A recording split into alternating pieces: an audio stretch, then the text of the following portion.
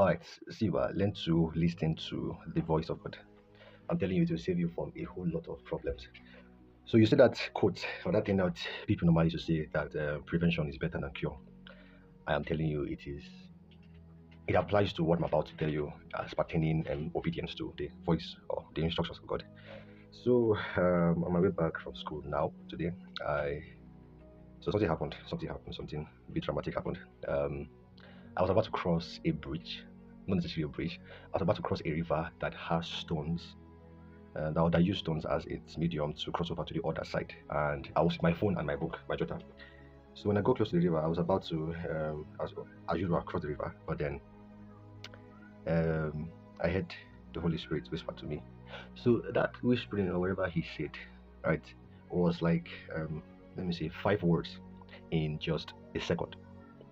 So it was like, how do I explain this thing? So usually what happens to me normally, or has been happening to me of late, is that I tend to see what would happen, or what would happen, or I tend to see what would take 10 to 15 minutes. That what will happen within 10 to 15 minutes. I tend to see it within split seconds. I don't really know how to explain this phenomena, but I'm telling you, it's something, or it's a possibility in God. And then if you have been a Christian for a while, I think you would actually have some sort of understanding as to what I'm saying. But then back to my story. So I was about to cross the river, and then I heard him say like 5 words, or 4, if I'm mistaken. And I heard that in like in a second. So I was like, I had put something like, okay, yeah, put your phone in your pocket. Yeah, put your phone in your pocket. Okay, 6 words. And I heard it like in a second. And I was like, okay, let me put the phone in the pocket.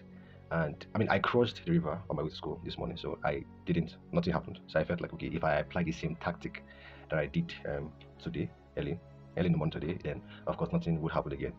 Then while he's doing that, it happened that I slipped and one of my leg went into the water. And just when it happened, instantly I started laughing.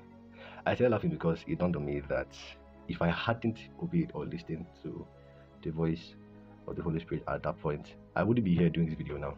I wouldn't be here doing this video. And so I'm saying all this to say that those little things that you hear, those little things that you get, those promptings, those, what do we call them? So just basically just promptings, those things that you just sense will happen. Please pay vivid attention to them. What usually happens with people is that, for example, so you are about to go out, and then you dress up, and then while you're dressing up, I'm sure this thing has happened to a couple of you listening. And then while you are dressing, it's like you could sense that there is just this deluge of fear that just comes and wraps you or blankets you, almost as though you just know that if I go out, something terrible will happen to me, whether on my way to that venue or when I get to the venue. And then sometimes we actually tend to like overlook or just fash, as Nigerians would say, that thing that's going on our inside. And then very often most of the times, like they will go to wherever you're going to, and they will get back and nothing bad happen. So you now feel like, okay, this thing that I sensed was wrong. Meantime, we fail to realize that the reason that thing that you sensed or you felt would happen, the reason why it didn't happen or how it happened, is because of the mercies of God. So sometimes we want to see the message of God in display, or we want to see the message of God dramatic in its display, so that you first have the accident, then you come out from the accident. That way you will not know that what you sensed at home before coming out or stepping out was true. Many times it's not the case. Many times it's the fact that nothing at all will happen. And what Satan seeks to do with that kind of thing, what Satan seeks to do with your negligence of this kind of instruction, is that that a day will break where something like this will happen, but as usual you will fash it, and at the end something terrible will happen to you. So what I'm trying to say, with everything I have said, is that we Christians should learn to listen and obey. Let it not just stop at listening.